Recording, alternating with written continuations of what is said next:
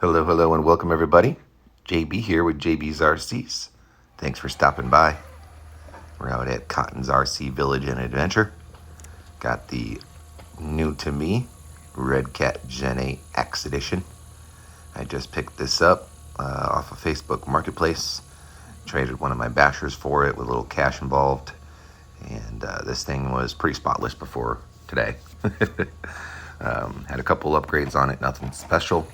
As you can see already, we got the cloth top on there, a few stickers. There is Treal brass suspension arms that connect to the axle, and these 2-2 bead locks with some 2-2 wheels on there. So this is actually going to be a little bit of a two-part video. It's going to have it running fully stock here, or stock as the way I got it. And then the next part of the video, the second half, will be a couple little things that I did after this run just to give it a little more oomph, and it actually makes a pretty big difference, the couple little things that I do. So always remember, guys, even just little changes can make a huge difference in the truck. So keep your eye out for all sorts of different things that you can do to tweak these out and amp them up just a touch. This also came with the Reefs 422 HD V2 servo, my first Reef servo, and gotta say, super fast and quite strong, and I'm very impressed with it. So I may be buying some more of these. If you know me, I'm not an expensive servo buyer. I run cheapy 35 and 45 kgs off of Amazon. They always seem to work quite well for me, especially with the 6 or 7.4 volts that most of the ESCs I have put out. Getting a high voltage one just requires BEC, and that's a whole lot of extra wiring and work and battery that I don't think I need for what I'm doing anyways. If I ever started getting into maybe some comps or something like that, maybe I'll switch to the a little more expensive ones. But for now, this just came with it, so I used it, and it was very nice. So as you can see so far, I'm not really pushing it too hard. This line here is pretty rough, and these tires were not the greatest. Not so bad in the dirt and the sand, but once we hit the rocks, they were pretty much no good. They're a cheap brand, I believe, tire. There's no name on them or size or anything stamped into the rubber itself, so I think they were just some cheapy ones. I've seen this tread pattern before, and not too many people run it for rocks anyways. But of course, like I said, I wanted to give it a trial stock just to see. Yeah, right here I have to push it pretty hard just to go over these little rocks, kind of jamming on it pretty hard. Nothing broke though, which is nice. And I had this out in, like I said, 2 separate runs. Both were quite long, about a half an hour each, so a full hour running on this. And of course, some of these rocks are a little difficult, and some of the lines are very difficult. Nothing too crazy with these wheels on there. Nothing that was like, oh wow, I can't believe it did that. There is a spot coming up here, I think at the end of this clip, actually, that it really gets quite sideways and holds it well. But what you can't see is on the other side of the rock, there is another rock that's kind of holding it up. So that was that. So pretty impressed with the axe system in this though. The Hobbywing Axe ESC with the brushless motor. One of the first FOCs, I believe, that they kind of worked out before they did the 2-in-1s, the fusions and all that. So yeah, right here, there's actually a rock on the other side that's holding it up with the wheels, which is nice. But yeah, there you go, 3-wheeling. Boom, dropped it down. So another thing about this truck is it is fully wired with lights, and it's got magnetic body mounts. So magnetic body mounts are no fun for me. The body did fall off quite a few times. I got so mad a couple times I even just drove it without the body on it, because it made a big difference. The body probably weighs about 2 pounds with all that lighting and wiring and stuff in there and those magnets on it. So I'm not really sure what I'm going to do.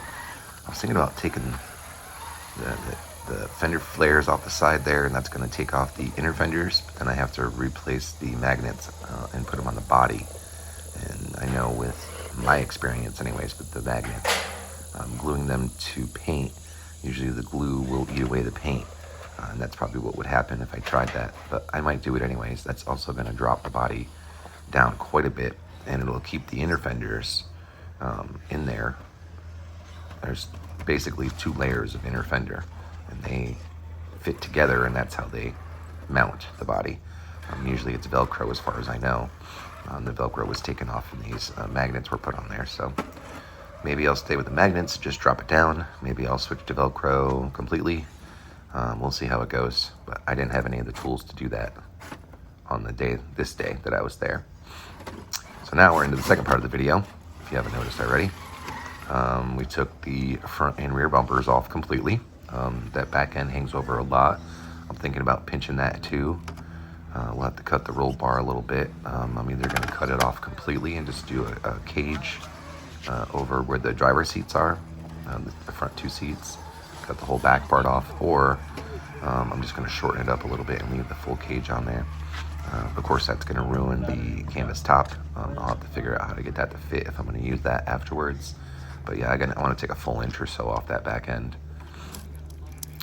I probably am going to put the front bumper back on just because it really didn't stick out that far. It did help when rubbing against rocks and stuff. And then, of course, I changed the rims and tires on here.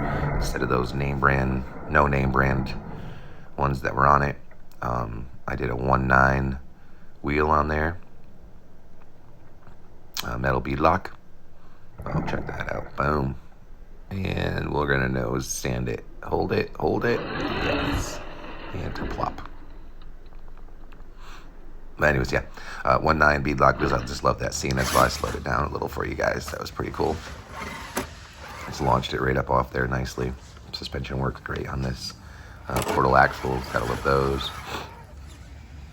I'm sure I'll add some more weight down there and maybe give it a little bit of width, probably some spacers, because it is a bit narrow.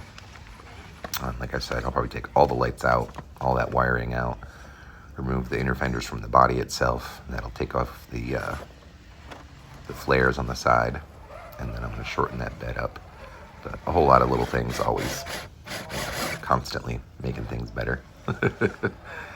But the wheels that are on there are, 1.9 metal bead locks, and the tires are Hyrax G8s compound, and then I have the dual stage Pro line foams in there for medium weights. So they squish pretty well, and they made a huge difference. This line right here that I'm pulling, I tried that with the other tires and it just wouldn't even grip to go up there, and this just crawled right up, no problem. I tried to pull some of the same lines as with the other tires on, just to show the differences, and it was quite a difference just changing the tires and wheels out, guys. 2.2's nice, but with that smaller tire that was on it, it wasn't a whole lot of rubber flex. And definitely not a lot of grip. That rubber that was on there was not sticky. So these made a big difference. It's just ones that I had on me at the park that day. I have tons of other sets of wheels, so I might try some other stuff on here just to see what fits. Maybe some deep dish. That way I won't have to put the spacers on there. It'll give it a little more width. But we'll see how it goes. So, hope you guys enjoy. I know these Axe editions are pretty hard to come by, especially one in this good shape. Like I said, there was barely any scratches underneath. I mean, before today, I messed it up pretty good today. I got home and there was all sorts of scratches and sand and dirt all squished up in there and all that stuff. But it's definitely going to be a performer. I'm going to step it up a notch with a few things, and electronics wise, I think I'm good. It's got the Flysky GT5 running 3S. Like I said, the Reefs 422 HD V2 servo, and the Hobbywing Axe system in there with the, I believe it's a 540 brushless motor, and the Axe Hobbywing ESC. So definitely phenomenal. Well, thanks for watching, guys. Get out there and have some fun.